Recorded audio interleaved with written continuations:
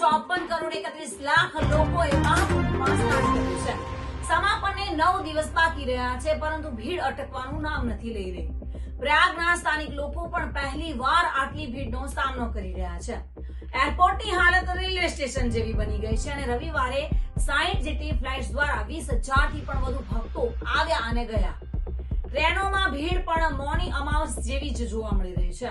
રવિવારે લગભગ 180 જેટલી મેળાની ખાસ ટ્રેનો દોડાવવામાં આવી હતી અને પ્રયાગરાજ જંકશનથી બહાર 1 લાખ લોકો માટે હોલ્ડિંગ એરિયા જાહેર કર્યો છે, જ્યાંથી દર મિનિટે લગભગ 300 મુસાફરો સ્ટેશન પર પહોંચી રહ્યા છે. શહેર તરફ જતા 7 મુખ્ય રસ્તાઓ પર 10 થી 12 કિલોમીટરનો ટ્રાફિક જામ જોવા મળી રહ્યો છે. મૌની અમાવસ્યા પછી મેળા વિસ્તારને નો વ્હીકલ ઝોન જાહેર કરવામાં આવ્યો હતો. તેમ છતાં પણ મેળામાં વીઆઈપી પાસ ધરાવતા વાહનોની અવરજવર ચાલુ જ છે. બીજી તરફ સામાન્ય શ્રદ્ધાળુઓ ઓછામાં ઓછા 10 થી 15 કિલોમીટર જેટલું ચાલીને મેળામાં પહોંચી રહ્યા છે. જોકે ધોરણ 8 સુધીની શાળાઓ 20 ફેબ્રુઆરી સુધી બંધ રાખવામાં આવી છે.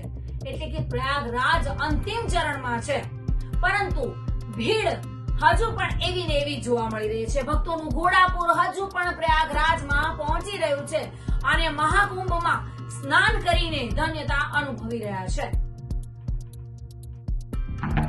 આ સમાચાર આપને કેવા લાગ્યા? ટુડે ન્યૂઝને લાઈક, શેર અને સબસ્ક્રાઇબ કરો.